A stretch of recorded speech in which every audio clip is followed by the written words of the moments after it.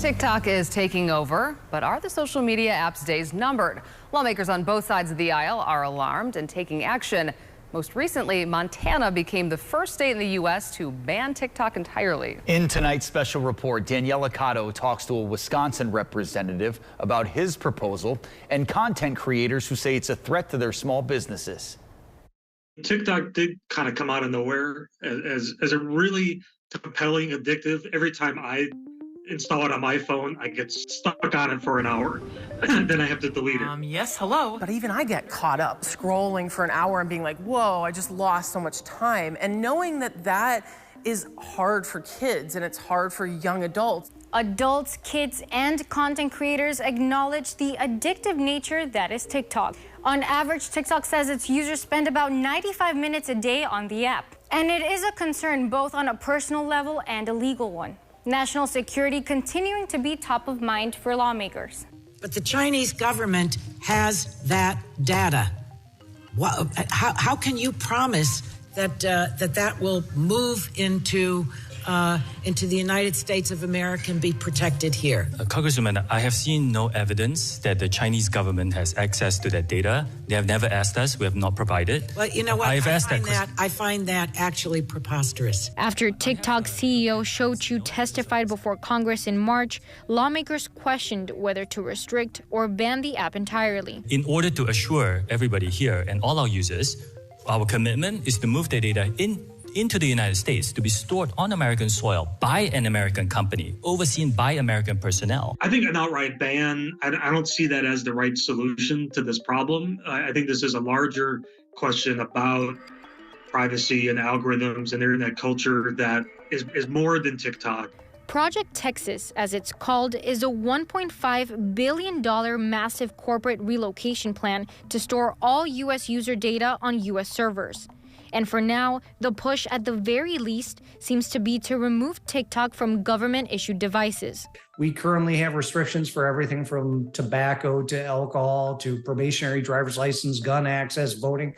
And so we should have some restrictions and controls as it relates to social media companies. More than half of the states in the U.S. have already taken some sort of action against TikTok. Even in Wisconsin, State Representative David Steffen formally introduced a proposal that would limit minors' usage of all social media apps. From 10 p.m. to 7 a.m. So there's going to at least be 9 hours in every day that parents can be assured that their kids are not inappropriately accessing social media. Utah became the first state to enact laws limiting how children can use social media, now requiring parental consent before they even sign up. Ours will strictly be a series of fines that will be applied by the state for not complying with the law. There's roughly 800,000 children who would be impacted by this.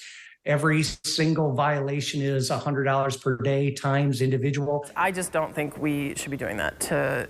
I don't think that's our responsibility. TikTok content creator Gio Rutherford says she's not comfortable with the idea of taking that power of responsibility away from parents. Everybody kind of has to figure out the stopping point where they're like, I don't want this life anymore. I do not want to be spending 8 hours a day on my phone or 10 hours or 12 hours.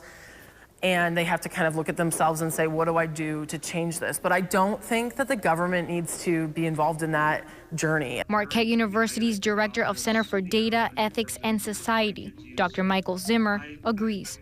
I'm hesitant to embrace, the government deciding that that's what we need to do. And I guess the irony is China has rules like that. Most recently, Montana became the first state in the U.S. to ban the app entirely.